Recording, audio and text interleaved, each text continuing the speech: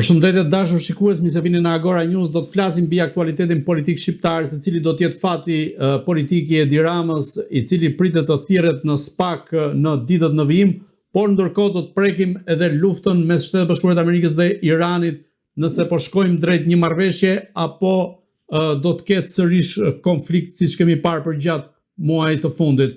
Për të folur për këtë çështje ne kemi të ftuar avokatin Njohur Zaçe Islami. Zoti Islami, përshëndetje. Përshëndetje, mirëmbrëma. Zoti Islami, si e keni parë lajmin e fundit ku gjykata do thras Edi Ramën në çështjen Partizani, ku është i përfshirë edhe Berisha, pra një nga çështjet ku akuzohet vetë ish-kryeministri Sali Berisha. A do ta prek SPAK-u në këtë rast vetë Edi Ramën, apo kemi të bëjmë thjesht me një çështje rutinë? Kemi të bëjmë me një syve që u hidhet shqiptarëve nga drejtësia shqiptare, e cila është kupola e krimit dhe e korrupsionit në Shqipëri, është drejtësia. Këta zotëri nderuar nuk hedhin dot asnjë hap nëse drejtësia do ishte në pozita siç e ka gjithë drejtësia botërore kur shikon të konstaton krimin. Këtu krimet konstatohen për ditë, shikohen për ditë, dhe drejtësia ndihmon kriminalin, nuk ndihmon qytetarin. Unë jam avokat, e di gjithë opinioni publik. Dhe si tillë do mbrojnë çështje të ndryshme që vijnë nga qytetarë të ndryshëm. Zotëri, shkon ai qytetari bën një kontratë qeraje me dokumenta falso dhe jo origjinale, me fotokopje, te noteri. Pronë në Tiranë, ajo kontrata qeras bëhet në Çorovod, në Skrapar. Këto s'kan në udhëtërin.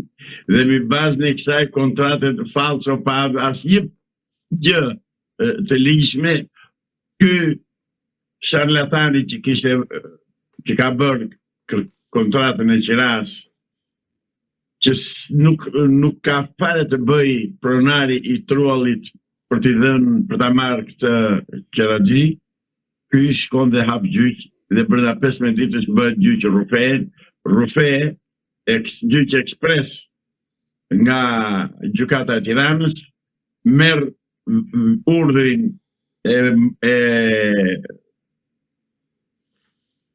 mbrojtjes, merr urdhën me urdhër të ndërmjetën gjykata, urdhëron që të sigurohet padia e këtij sharlatani që s'ka asnjë lidhje me pronën.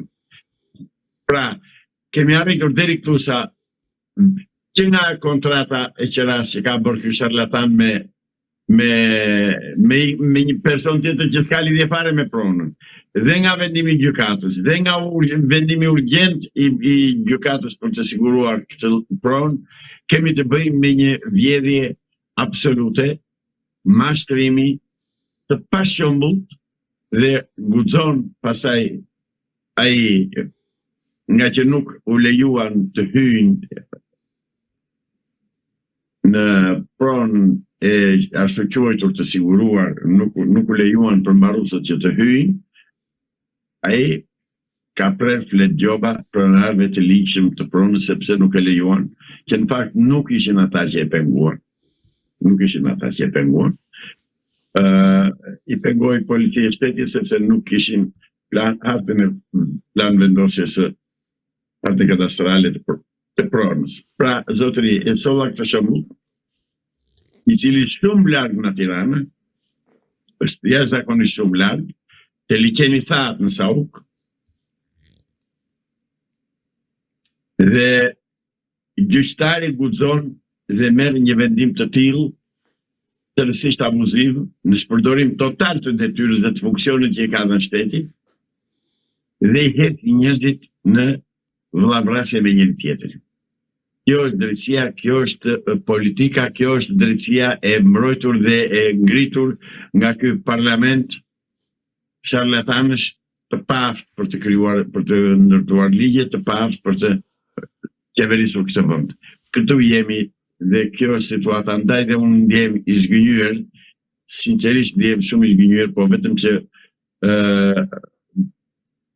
më vlerësojnë dhe më respektojnë qytetarët shqiptarë dhe kur kalojnë në rrugë më falenderojnë për ato që them, kjo më bën që të vazhdoj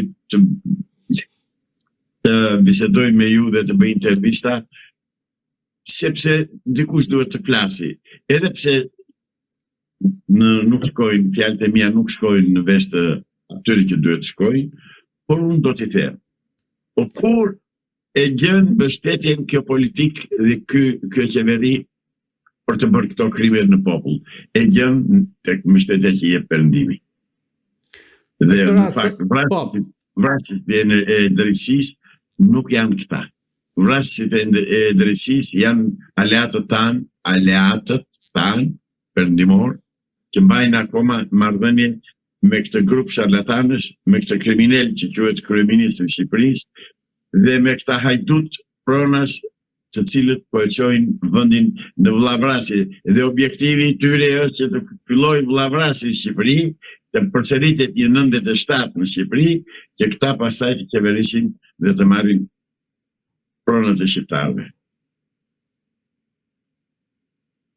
Zoti Islami, sa preket Edi Rama në këtë rast, meqense pritet të thirret nga SPAK-u, sa i përket çështjes Partizani, dhe a ka vërtet SPAK-u iniciativë dhe vetë gjykata e posaçme për ta çuar përpara këtë çështje për ta zgjedhur një herë mirë? Shiko, SPAK-u është një krijesë amerikane, siç na shkon deri tani. SPAK-u paguhet nga taksa paguesit amerikanë. Drejt kryetari i SPAK-ut tash bashkë me 2-3 tjerë janë thirrur dhe kanë shkuar në Shtetet e Bashkuara të Amerikës. Dhe shikoj, që janë thirrur atje pa diskutim, që janë thirrur që të zbatojnë ligjin dhe të fillojnë arrestimet. Ata vjen atje dhe vinë me atë mend që kanë vajtur. Ata nuk guxojnë që të dënojnë dhe të arrestojnë, jo të dënojnë, po të arrestojnë krerët e krimit dhe të politikës shqiptare që janë tërësisht një grup i strukturuar kriminal i futur në parlament dhe që bën ligje për hajdutët. Që nuk prezgjë nga SPAK-u. Po, zoti Islami, vetë vizita e prokurorëve të SPAK-ut në Shtetet e Bashkuara të Amerikës dhe nga ana tjetër propozimi për ambasador në Shqipëri i një ish generali dhe një ushtaraku, po themi, a nuk përbën një simbolik të fortë se Shtetet e Bashkuara të Amerikës do të kenë edhe indikim shumë herë më të madh sa i përket goditjes së korrupsionit në nivelet e larta? Për këtë do flasim kur ai ambasadori të marrë detyrën zyrtarisht dhe të vinë në ambasadën amerikane në Tiranë. Atëherë do shikojmë. Dhe atëherë nuk do flasim që në fillim. Do presim të shikoj si do filloj punën, çfarë do bëj, çfarë do ndodh në marrëdhëniet shqiptaro-amerikane. Do presim zhvillimin, nëse do kesh zhvillime. Por tani nuk mund të flasim asgjë.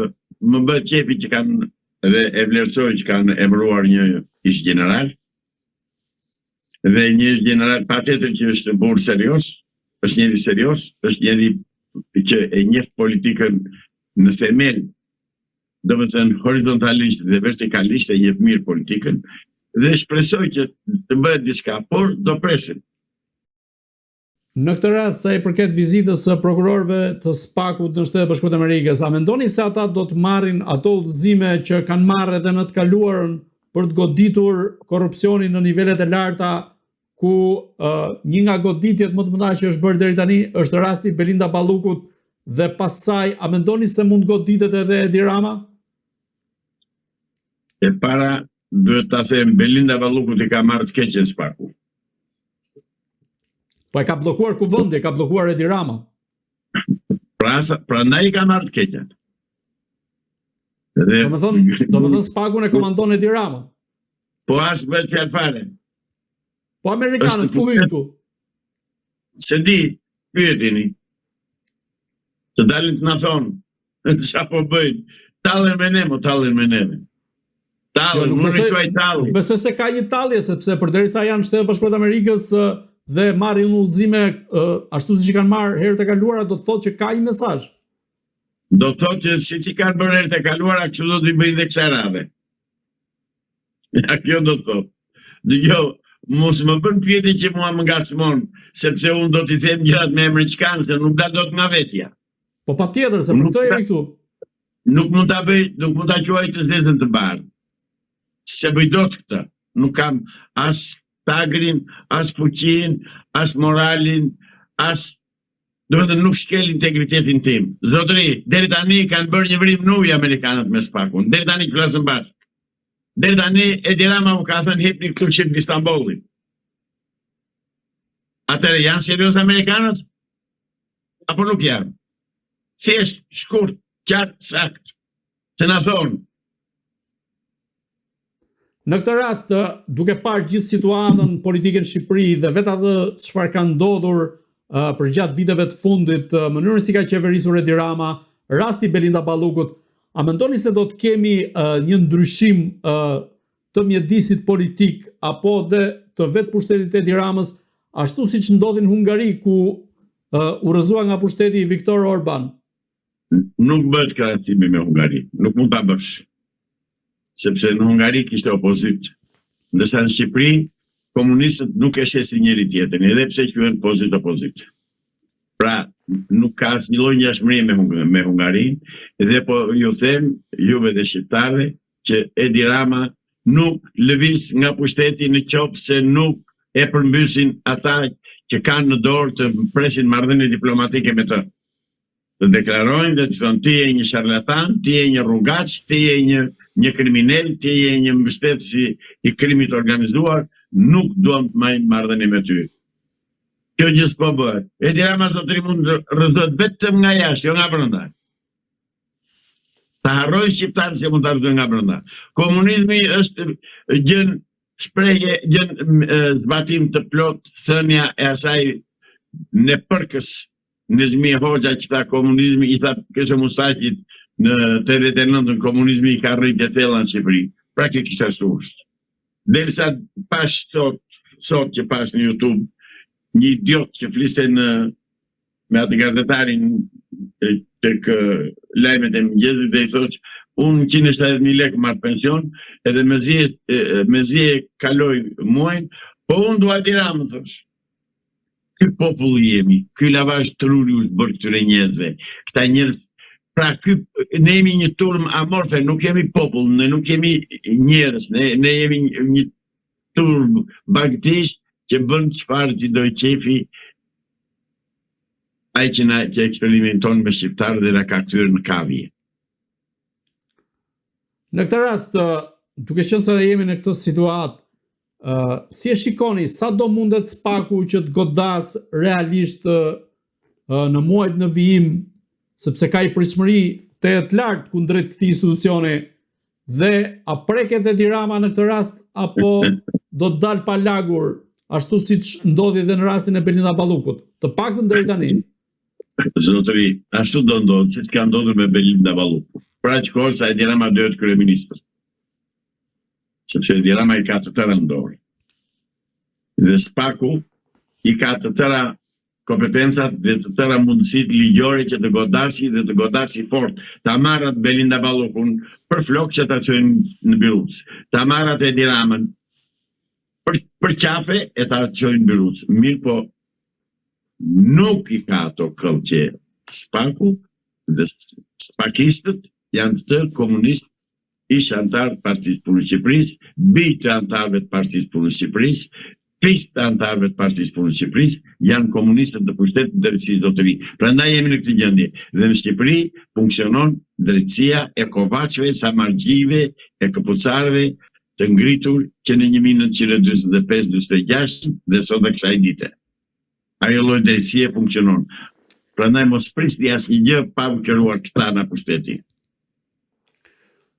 Po sa i përket rastit të Olsi Ramës, pra vllajit të kryeministit Edi Rama, duke qenë se Berisha ka denoncuar sot në kuvend duke thënë se ai është bosi call centerave dhe në këtë rast a mund të preket Edi Rama në këtë pikë delikate nga ana e drejtësisë?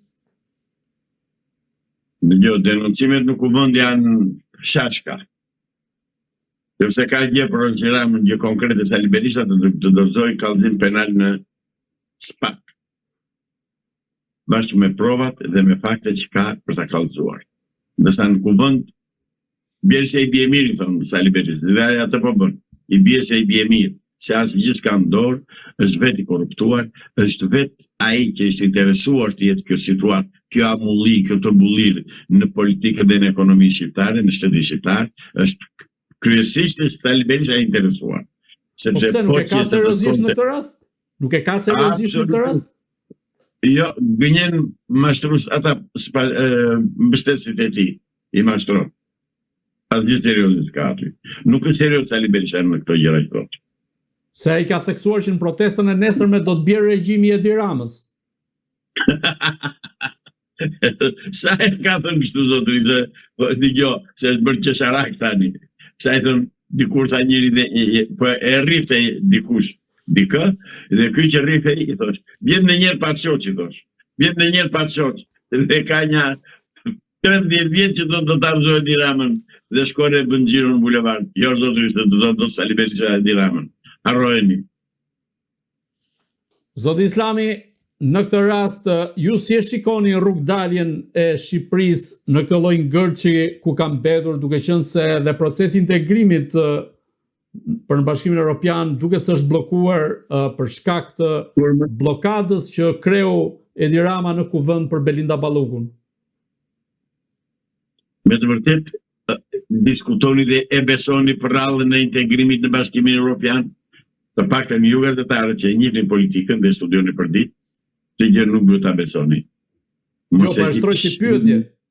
Mos e shtroj si pyetje. Cila është rrugdalja e Shqipërisë duke qenë se jemi në këtë situatë? Jo, zotëri, nuk ka integrim për Shqipërinë. Ua kam thënë me qindra herë, prapë po e them. Është prallë, është ëndër, nuk bëhet, nuk do bëhet kurrë. S'ka për të bërë. Dhe kjo, këtë kam thënë në mënyrë përsëritur dhe kështu po ndodh dhe tani. Harrojeni fjalën integrim evropian. Është thjesht për të mbajtur popullin me shpresë dhe të rinurt të mos ndihen. Thjesht për të mbajtur të rinurt. Ndërsa ndryshimin e politikës aktuale mund ta bëjë vetëm një kryengritje e përgjithshme shqiptare. Asnjë tjetër. Kryengritja shqiptare të bëjnë dot, ata që janë të aftë të bëjnë kryengritje I kanë kur janë shtetit, Shqipëria është boshatistur, vendi është bosh, është mbushur me aziatik dhe me afrikan, kështu që mos shpresoni. Zoti Islami, të kalojmë pak në luftën mes Shtetit Bashkuar të Amerikës dhe Iranit, ku nga njëra anë Donald Trump shprehet se është afër një armëpushimi të plotë dhe rinisjes së negociatave me Iranin, dhe nga ana tjetër ka deklaruar se do të dërgojë 10.000 trupa në lindjen e mesme. Ju si e shikoni në këtë rast? Çfarë po ndodh me vetë Trumpin, Iranin dhe konfliktin lindjen e mesme? E kam thënë dhe në të kaluarën, Trumpi I ka hyrë detit me këmbë, me luftën që filloi në Iran. Vërtet e ka shkatëruar, ka shkaktuar dhe rreth 1 trilion dollar dëme dhe shkatërim total të shumë qendrave dhe qyteteve, po pjesën e shëndosh të armatimit dhe të ushtrisë iraniane as ka arritur ta di se ku është. Sa I përket ushtarëve që ka çuar atje, I ka çuar thjesht për show, sepse ata luftë toksore në Iran nuk bëjnë dot. Ishte pamundur. Po të çojnë, po të fillojnë sulme në tokë, ata do shkojnë thjesht mish për tokë. Dhe do bëjnë kurban I një deliri që ka Donald Trumpi për të pushtuar Iranin dhe për ta nënshtruar. Irani do të rrisë superfuqi atje ku është. Irani ka resurse të pafund, prodhon armë shumë moderne, ka ndihmën e Kinës, të Rusisë dhe të Koreas Veriut për të prodhuar armatime moderne. Është vonë shumë Trumpi që të tërhiqet dhe të çojë ushtarët amerikanë në shtëpi të tyre, sepse po I bën kurban për interesa të një kriminali, të një sadisti, të një përbindësi që quhet Benjamin Netanyahu, që ka mbytur popujt në gjak, qoftë në Liban, qoftë në Siri, qoftë në Izrael, qoftë në Palestinë. Pra, ai presidenti amerikan zotëri po bën një aventurë që I kushton qytetarëve amerikanë gjak, pa interes dhe pa shkak. se si bëri gjë Irani Amerikës dhe popullit amerikan. Irani ka kërkuar që Izraeli të shkojë në kufit e tij. Dhe ta mbrojnë Izraelin, po që të shkojnë të hyjnë në Iran nuk do ta bëjnë dot kurrë, sepse përveç Iranit, Turqia ka deklaruar dhe ka thënë 2 milion ushtarë do t'i çojë menjëherë në Izrael. Menjëherë dhe çoni ka të tëra kapacitetet dhe mundësitë ta çojë. Pra është me të vërtetë ka hyrë detit në këmbë ky presidenti amerikan. Nuk e di ku do përfundojë, se di, mbase në Shtetet e Bashkuara të Amerikës do dalë politikan larg pamës dhe ta marrën këtë kthes, të kthejnë ushtrinë amerikane në gazerma dhe të shpëtojnë jetët e djemve dhe të burrave amerikanë që mund të vënë mish për tokë për qef të Izraelit në Iran. Po nga ana tjetër Shtetet e Bashkuara të Amerikës dhe Izraeli kërkojnë që Irani të mos ndërtojë armën bërthamore qoftë në Hamas. Ku e gjetën ato të drejtë ta ndalojnë? Sepse përbën kërcënim për vetë rajonin. Po pse Izraeli s'ka kërcënuar, s'ka mbytur botën në gjak deri tani? Çka ka bërë? Jo zotëri, jo.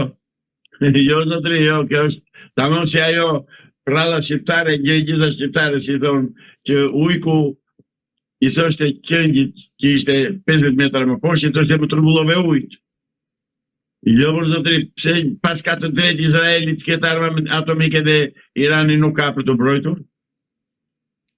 Jam kundër këtij presioni që i bëhet Iranit. Në këtë rast, ju si e shikoni vijimin e kësaj përplasje, deri ku mund të shkojë? Kjo do jetë një fitore e Iranit, po me kosto të lartë. Që do të thotë? Që do të thotë amerikanët do humbasin luftën atje dhe do të rriqen. Dhe pasaj mirë Izraeli. Dhe pasaj mirë Izraeli. Ju thoni që mund të tërhiqet ashtu si që u tërhoq nga Afganistani? Eksakt. Eksakt. Se lufta atomike bërthamore Izraeli nuk mundot, se lë njeri. Se lën shtetet e tjera të mbyshin botën gjakaj. Kështu që unë kështu e shikoj. Mund të dojë dhe mrekullira, po unë kështu e shikoj. Në këtë rast, sa i përket këtij konflikti, a mendoni se pas Iranit, se ju e shprehë deri diku, qëndron qoftë Rusia, por sidomos Kina, ku së fundmi është raportuar se është kapur një satelit spiun i cili ka zbardhur pikat e bazave amerikane në lindjen e mesme, të cilat u goditën më pas dhe nga Irani. Kina ka interesa jetike në Iran, zotëri. Kina ka një industri të llashtatshme, një zhvillim industrial shumë të madh dhe përpasoj ka nevojë për energji. Pra, energjinë ku do ta marrë? Do ta marrë në Iran. Dhe Amerika nuk mund të ndërpres dot energjinë dhe furnizimin dhe rrugkalimin Kinës për të vajtur të marrë naftën atë sikur si po ndodh për ditë. Anijet kineze shkojnë e furnizohen. Pra, Amerika nëse do vazhdoj që të godas interesat kineze në gjirin e Hormuzit dhe në Iran, atëherë duhet të presi goditjen e Tajvanit nga Kina. A mund të ketë një përplasje direkte mes Shtetit Bashkuar të Amerikës dhe Kinës në këtë rast? Pa dyshim nëse Kina do sulmoj atë Tajvanin, patjetër që Amerika do shkojë ta mbrojë. Se cili do jetë fundi nuk e di. Se parashikoj do. Por është e pamundur që Kina të presi dhe të duroj dhe të përshtatet me blokadën që i bën Amerika direkt industrisë kineze duke i ndaluar furnizimin me naftë nga Irani dhe gaz natyror. Ndërkohë, teksa ka përpjekje për bisedime, por edhe në negociatat e fundit me Shtetet e Bashkuara të Amerikës dhe Iranit, kryeministri izraelit Benjamin Netanyahu deklaronte se ai do të vazhdonte luftën me Iranin pavarësisht se si shkonin negociatat.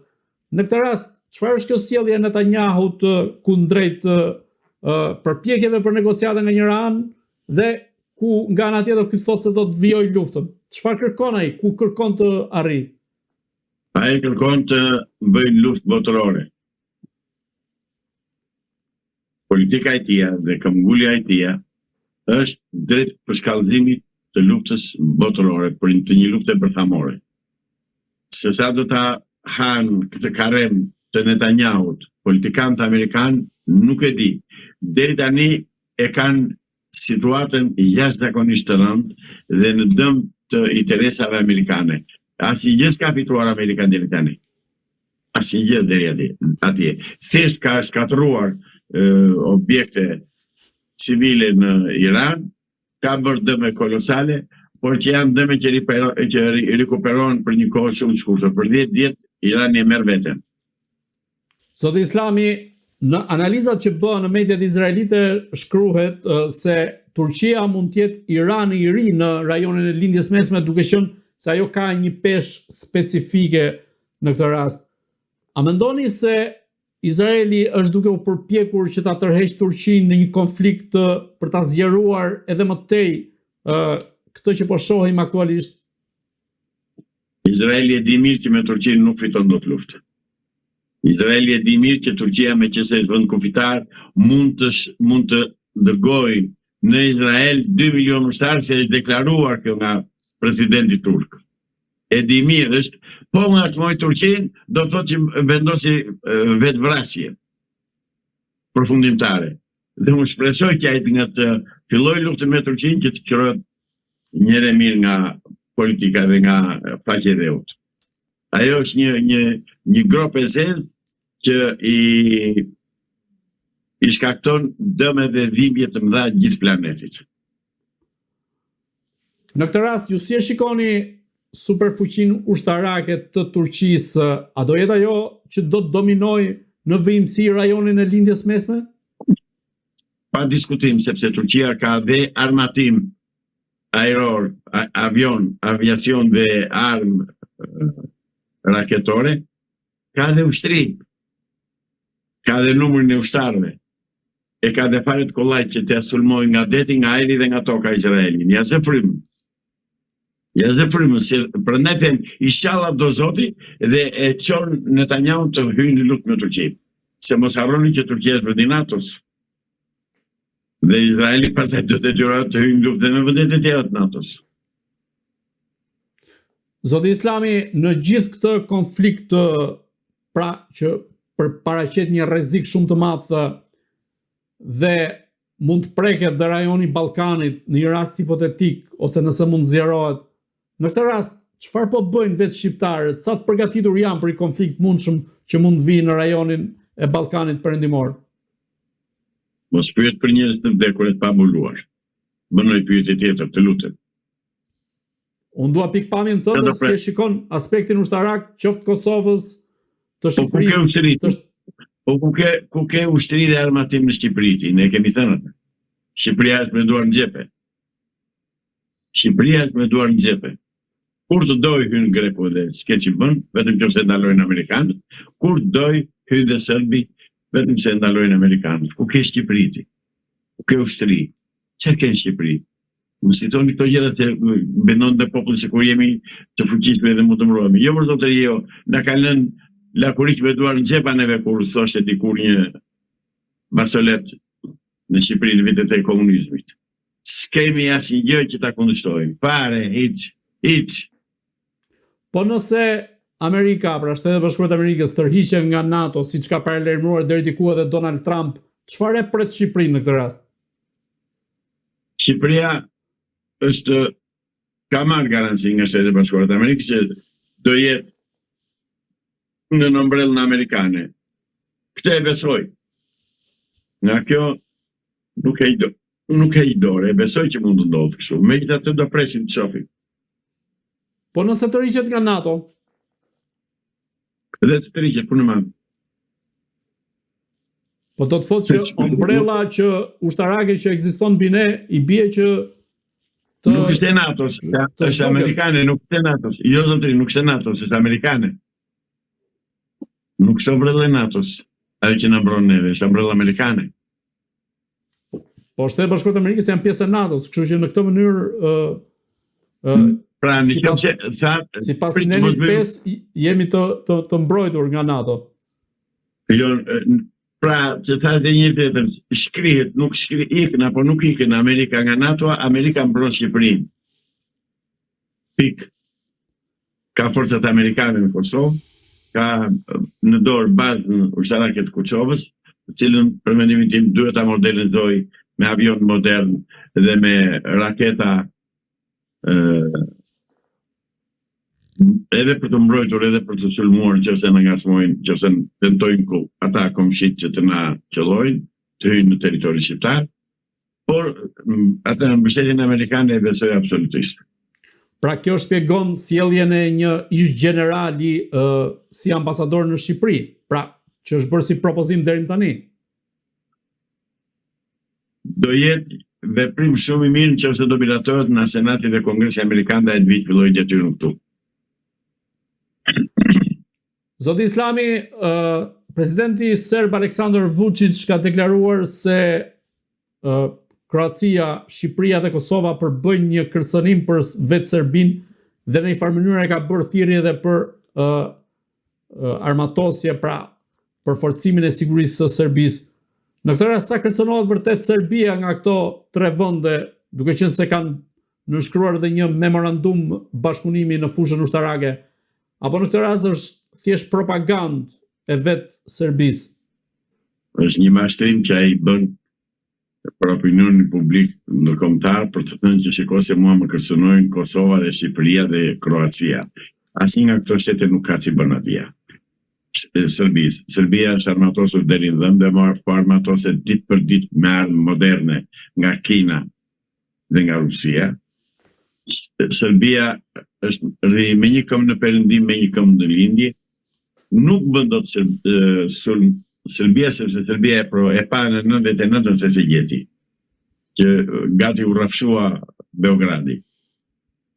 Që atë ka për konsum propagandistik dhe për zgjedhje përfitore politike në vendin e tij në Serbi. Po nga ana tjetër, sa rrezikohet vetë Shqipëria nga Greqia dhe vetë Kosova nga Serbia, duke qenë se Beogradi po furnizohet me raketa nga Rusia dhe nga Kina? Jemi të zbuluar. Jemi tërësisht të rrezikuar. Nga ata, po të mos ishte Amerika, ne tani do ishim qelluar me kohë, me këtë tradhti që i ka bërë politika shqiptare, populli shqiptar, duke e çarmatosur tërësisht, 100%. Po çfarë duhet bërë në këtë drejtim? Të përmbysim klikën kuislinge që drejton sot Shqipërinë, se kjo është nuk gjen fjalë të shprehesh. E shikojmë që janë tradhtar, e shikojmë që na shkelin, e shikojmë që janë anti-shqiptar, e shikojmë që i shërbejnë interesave të huajve dhe rri me flëm. Këtë s'po kuptojmë me neve. Çfarë na ka gjetur?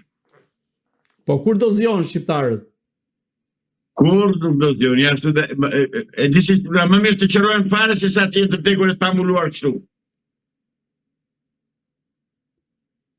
Po në këtë rast, duke qenë se jemi përballë kësaj situate, a ka një zgjidhje në mënyrën se si qeveriset Shqipëria, qoftë në aspektin politik dhe të gjithë sektorëve, po në këtë rast të atij ushtarak, cila duhet të jetë strategjia kombëtare që duhet ndjek vetë Shqipëria? Strategjia kombëtare duhet të jetë kjo që e thash dhe më përpara dhe po riformuloj prapë tash. Një kryengritje e përgjithshme kundër komunizmit në Shqipëri, kundër komunistëve shqiptarë në pushtet, kundër komunistëve shqiptarë në politik, përmbysje e tyre komplet, të zhduken të dalin nga Shqipëria, të burgosen, të internohen, të shpëtojë Shqipëria dhe të dalë një qeveri shqiptare e unitetit kombëtar, të bashkohen troje shqiptare të ndara nga Londra në 1913, të krijohet një shtet shqiptar i fortë, ushtarakisht, ekonomikisht, politikisht. Kjo është zgjidhja. Po na ndihmojnë amerikanët të bëjmë këtë, na kanë shpëtuar. Zoti Islami, dhe pyetja e fundit, sa gjasa ka që trojet shqiptare të bashkohen në një të vetme dhe si e shikoni faktin që Albin Kurti e ka harruar fare tezën e bashkimit të Kosovës me Shqipërinë? Marrën urdhra nga Serbia të gjithë. Marrin urdhra që të mos bëhet, se pengon gjë. Praktikisht për Kosovën e s'ke pse të kemi kufi. Qa kufi duhet të ketë? Pse duhet jetë ai kufi? S'na ka thënë Albin Kurti pse duhet jetë ai kufi me Shqipërinë. S'na ka thënë pse ka pikë doganore atje. Një referendum i bashkon trojt dhe vate mbaroi. Por në shqiptarve në mënyrën më fashiste na është ndaluar referendumi. Po çfarë po fsheh Albin Kurti në këtë rast që nuk e përmend më tezën e bashkimit të Kosovës me Shqipërinë? Nuk e di, dyshoj që është tradhti. Vetëm kaq. Vetëm kaq. Zoti Islami, unë ju falenderoj që ishit në Agora News. Edhe unë falenderoj për ftesën që më bëre dhe për intervistën që krye. Të dashur shikues, bashkë do shihemi në intervista të tjera, por mos harroni të bëni subscribe në kanalin tonë në YouTube.